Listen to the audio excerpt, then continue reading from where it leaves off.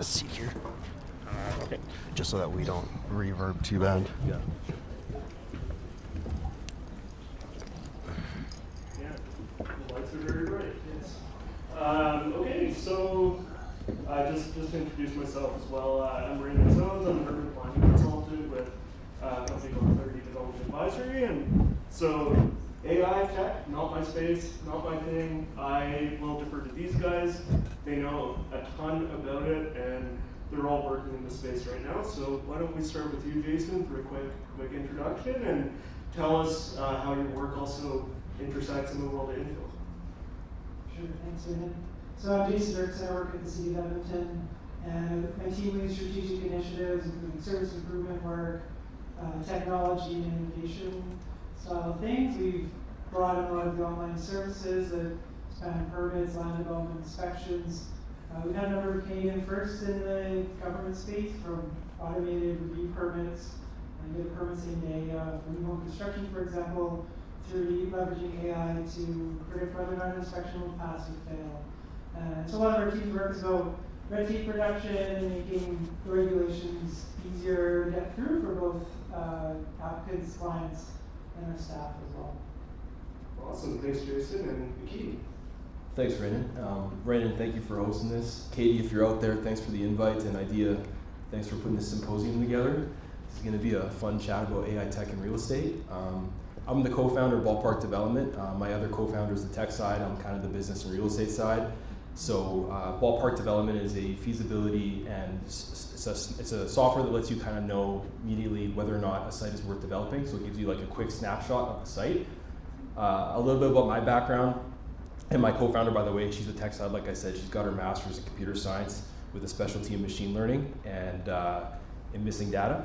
So a little bit about my background. I grew up on construction sites. My dad's a master carpenter, and he kind of took me through how you build houses and just developed my love for the built environment, love architecture, everything with regards to construction and development.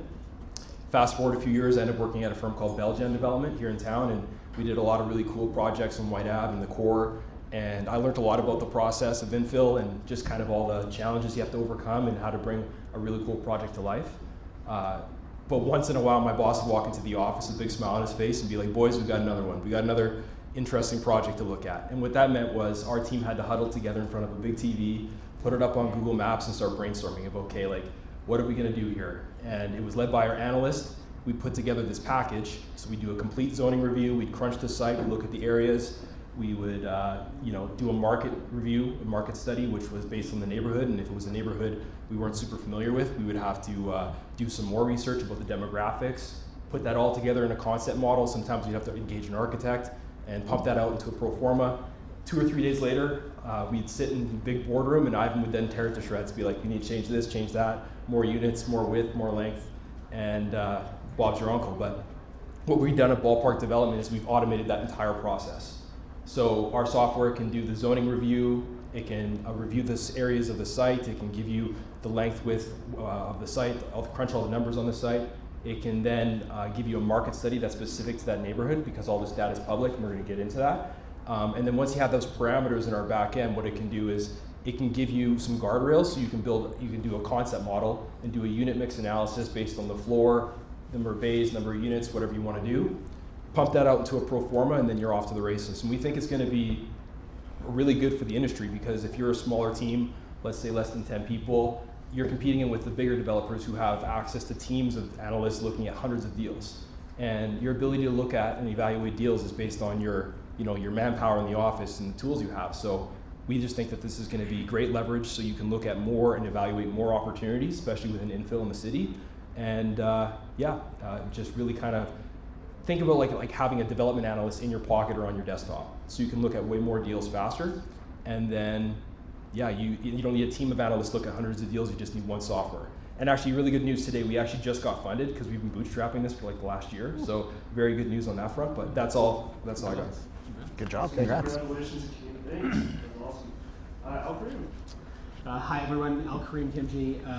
I'm the co-founder and CEO of Propra, which I'll tell you about in a second. A bit about my background: started my career in hotels, developed them, saw them from pile of dirt through to a cash flowing asset, and did everything between franchising, financing, new hotel opening general manager. That just blew my mind in terms of what you can do with real estate. And so I took that as an opportunity, worked for a management consulting firm, worked in private equity. While I was doing those things, I built my own rental portfolio. I am now a recovering property manager. I joke because of the pain of that. But what I did with that knowledge, and this is the introduction to Propera, is we realized that small and medium portfolios are really driven by the sheer love of real estate, right? But it's not for the administration and the accounting. And so we've built a platform specifically designed to help automate a lot of those processes. We know that a lot of the software is out there for property management that do accounting, that are all in one, really focus on the large players. But we know there are small and medium portfolios, let's call it 25 doors to 2,500, and even smaller, that need a better tool. And so we've been building that. We're across Canada, we're going to the US, and most recently we just landed Century 21 Canada, and we're their exclusive vendor. And so that's a huge win. It was we won them from a US major player called Appfolio, which is a publicly traded company that's going to do $1 billion in revenue this year. So I feel pretty good. So excited to be part of this conversation. Thank you. Hello. No worries. Thank you. A little bit loud. My name is Nafa Adu. I am the co-founder of FireSafe AI. So not directly in the prop tech, but adjacent. We built a tool that works with communities to assess wildfire risk, fire hazard. We built machine learning from the ground up, and effectively it's what we do in, day out.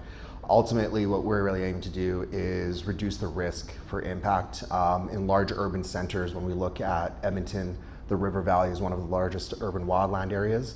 And so those impacts when it comes to development, when it comes to spreading outside of communities into the edge there, we're seeing more and more risks that are coming from burn events, from the natural areas that we're embedding. And so our solution, our tool is really aiming to work and provide the tools for communities to assess what that risk is, be able to act and be more proactive in the management, and inform them so that when there is an event, they're alerted, they're responding in those critical minutes, ultimately saving the properties, saving the communities, and reducing the damages that comes through. My background actually into this came from personal loss, where there was a major wildfire event from where my family's from in North Africa. We lost 200 community members, and as a result, this put us on the path towards figuring it out and identifying where the gaps are. Adjacent to this, I also run a consulting firm which works with technologies. So we've done everything from build basic machine learning to working with organizations to implement AI solutions, and that discussion in regards to what is responsible AI, what is ethical AI, how AI is actually impacting our day-to-day processes and the systems that are interacting between each other. I'm happy to have that conversation. It's what I do day in and day out. So I look forward to this.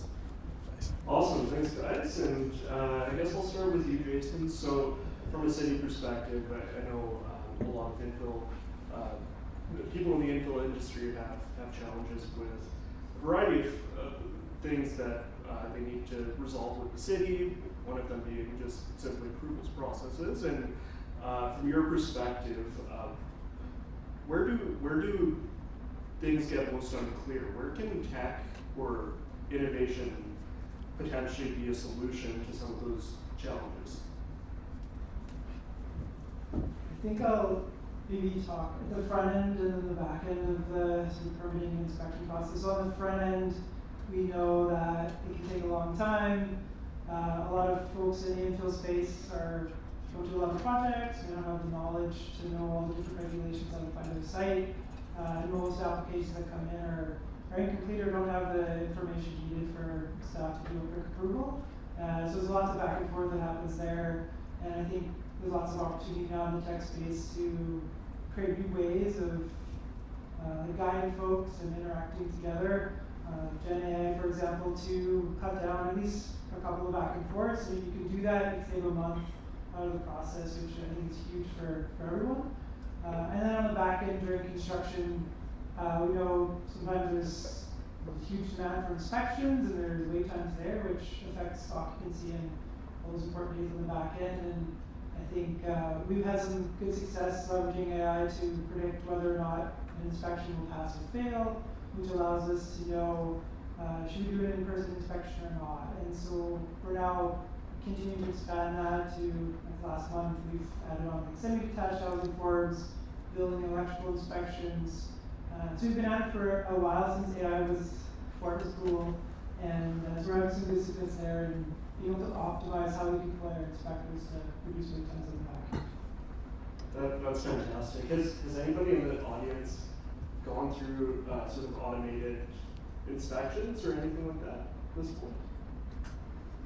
No, doesn't look like it. So it's primarily probably more of a greenfield thing right now. Is that true?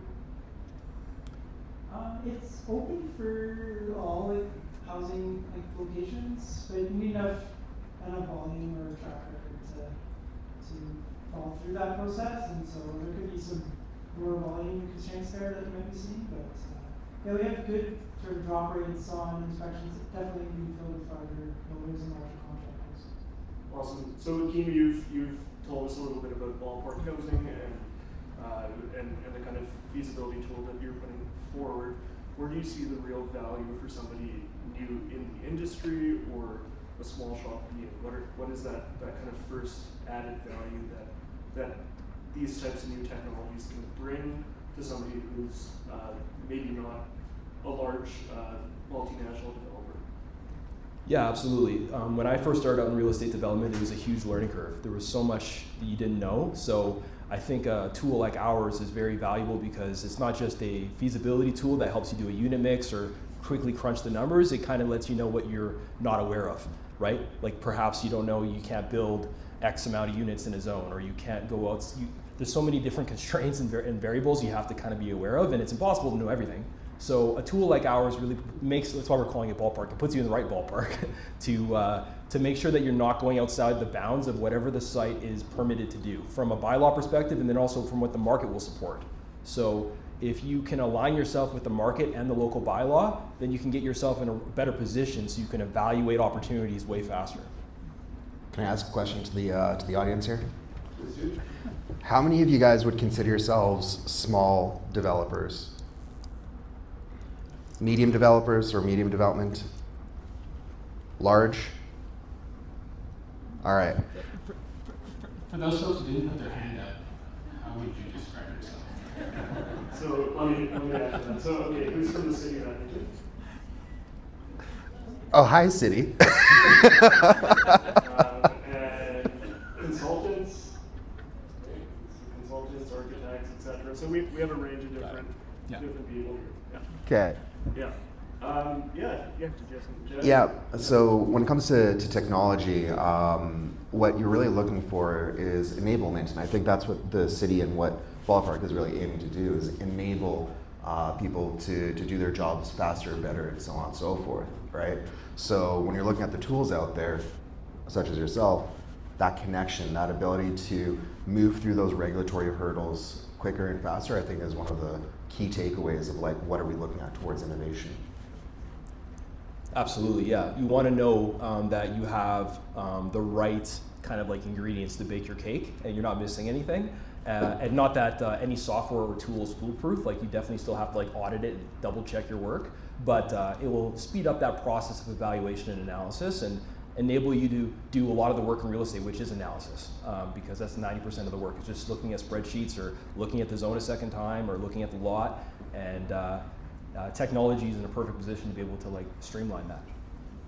So this question is really for anybody who wants to take it, but in that vein, we have kind of two sides of the equation. We have approving authorities, so the city of Edmonton or Fort Saskatchewan, one of our sponsors, or we have consultants, we have developers.